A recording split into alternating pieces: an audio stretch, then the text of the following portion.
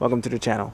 In this video we're going to compare the 6.2 liter gasoline V8 to our 2.7 liter EcoBoost that we have in our 2019 F-150. Both trucks are 2019. We're going to do a towing test with it. We're going to take them on the same route. We're going to reset the MPG computer and we're going to see just how much more efficient the 2.7 is compared to the 6.2. And we know the 2.7 is going to be more efficient, but the question is how much. For me, we use the Superduty for work, and it does use a lot of gas every week.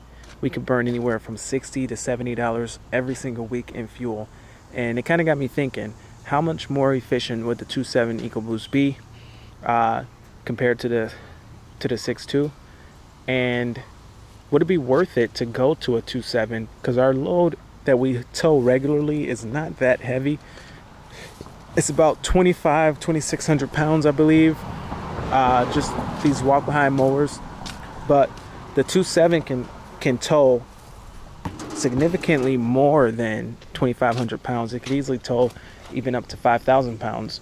And you know, for our setup mowing lawns, I don't know if we'll ever even tow 5,000 pounds, but we're gonna take this out. We're gonna see how it does with this load. I've never towed anything with this truck. I've towed with the 2.7 before, but not this one. But see you guys when we get out there. All right, inside the F-150 right now. Going ahead, starting this trip, and we're gonna start both at the same location. We're gonna go ahead and reset the MPG. All right, so we're at 0. We got a timer here, and our mileage is 1692, so very low miles. Anyway, let's get this thing going. All right, so we are about 0.7 of a mile in, and we're at 10.3 mpg, which is pretty good considering most of it's been stop lights or stop signs. We're actually at a stoplight right now, and the benefit to having a 2.7 for something like work or something like this is it's the right amount of engine power for towing a load like what we have, about 2,500 pounds, give or take, and it doesn't burn a lot of gas just idling compared to the 6.2, which just it needs more than twice as much gas just to idle. So that's pretty cool. You know, it's nice to know. I mean, this fuel cost does add up, and you know, also F-150s are cheaper to get into. I mean, you can lease an F-150 for $300 a month compared to an F-250, which in our area, it's really hard to lease those. And when you do lease them, they cost just as much, if not more, than if you were just to buy it. The F-250 that we have is over $800 a month compared to F-150 that could do the same job for about $300 a month if you were to lease it. And now you are running the risk, you know, leasing a work truck, any damage, but I mean, that's kind of the risk you take either way. But so far so good. I mean, the more miles that we actually get driving, the better the MPG gets. We're at 10.5 right now. We're actually gonna hit a pretty smooth flowing road pretty soon. Right now we're just hitting a lot of stop lights, and it hurts, but we're gonna put up a good number once we hit a clear stretch of road. But in all fairness, I like to do an MPG test with some stopping, with some obstructions, because a lot of people will do an MPG test and they'll just do the test where they're just maybe coasting at 30 miles an hour or 30 miles an hour, and they'll hit reset on the computer, and it just tells them that they're getting like 40 miles to the gallon. Well, we could do that, and I'm pretty sure this truck can get a pretty good number. Matter of fact, we will do that once we get to a clear stretch of road where there's no stops. We'll go ahead and reset this computer, because it gives you multiple trips. We'll go ahead to trip 1 and we'll reset the computer, and we'll see what it can do on the coast, you know, and I think it's gonna do pretty good. We'll see. But anyway, see you guys once we get to that clear stretch of road. Alright, so we hit a somewhat clear stretch of road here, and we're already at 12.4 miles to the gallon. And this is, like I say, real world. I'm not just cheating and resetting the computer and getting the best possible numbers. But that is an interesting thought. It's like, at a coast, what kind of MPG does this truck get with a trailer? So I'm going to go ahead to the first trip meter, reset it, and it won't affect our other trip meter. So I'll go ahead and reset it. We'll see what we get.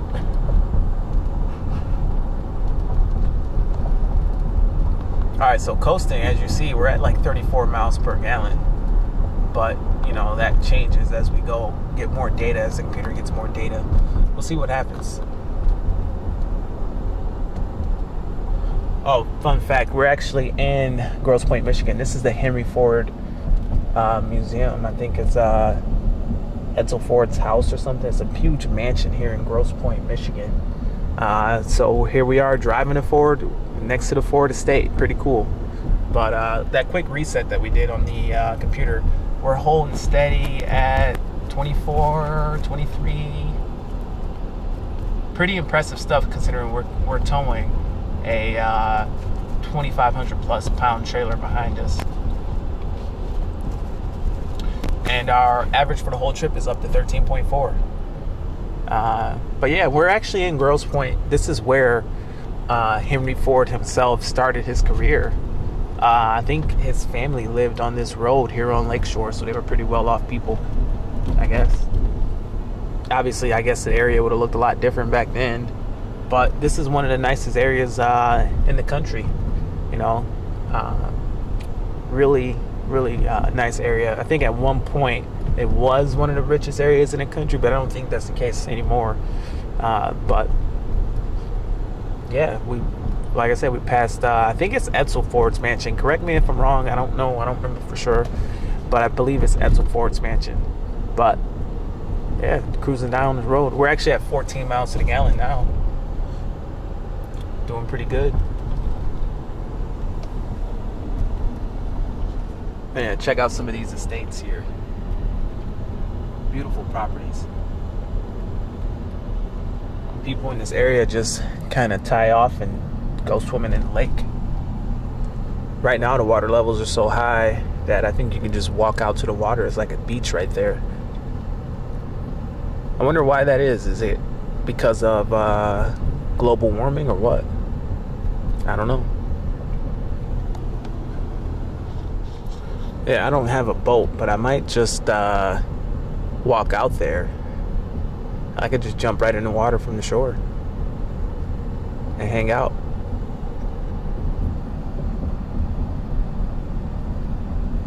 Pretty cool, huh? Alright, we are at 16.7 miles to the gallon. We are 6.2 miles in. And looks like the EcoBoost is going to have to go uphill a little bit here. We'll see how it does. It's a slight grade, nothing crazy. But we'll see what happens. Yeah, it's a really weird turn as well. It's like more than 90 degrees. Got to swing a little bit wide. Some people turn like that all the time. They swing wide even though they're not towing. It's kind of weird. It's kind of annoying. They like swing out with, like, they'll be in a little Honda Civic making a right turn and they'll swing left before they go right, like they got a trailer behind them. But, oh, we went uphill and I didn't even notice. I mean, it was nothing. It's like it wasn't even there. But yeah, we're riding through Grosse Pointe. Beautiful, beautiful town. Beautiful homes, beautiful properties. A lot of old trees. Another thing about the 2.7 EcoBoost is it has really good engine braking. My 6.2 with the 430 gears, it doesn't have that good of engine braking. I actually had a lot better engine braking out of my 6.2 that I had before that. I had a 15 Super Duty and it had a 3.73 rear gear and it had better engine braking. So I'm thinking the higher the gear ratio, the lower the engine braking performance. But definitely notice, I would say the engine braking is on par with what I have right now in the Super Duty, but that's a much bigger engine.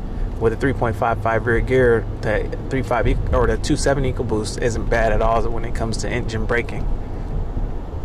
But anyway, I'll see you guys back at the house, and we'll switch over to the F-250.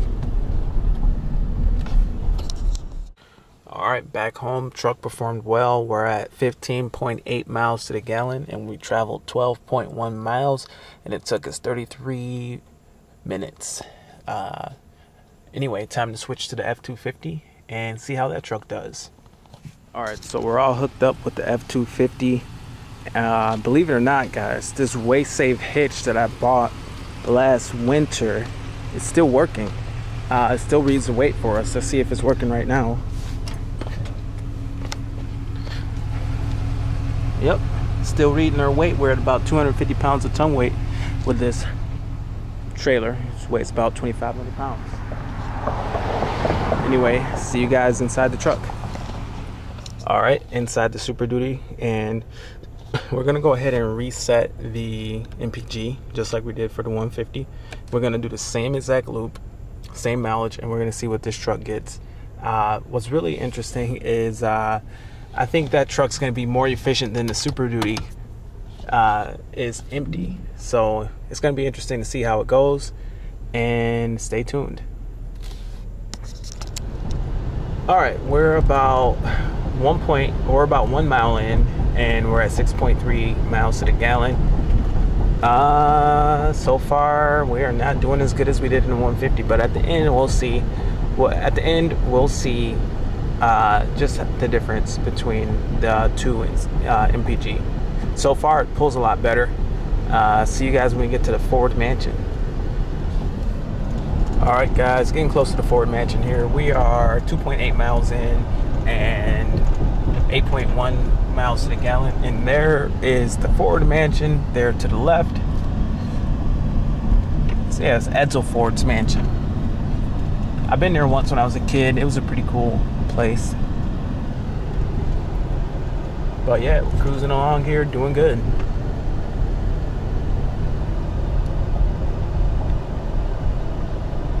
One thing that'd be really cool to do is to go ahead and reset the instant MPG and see exactly what this truck gets from a coast. What I'll do is I'll use the other one. This one, we have the same mileage. The last 5,000 miles, we got 8.4 miles to the gallon for the last 5,700 miles, and that's pretty much how many miles are on this truck. But I'll go ahead and reset it. And we'll see what this thing gets from a running start.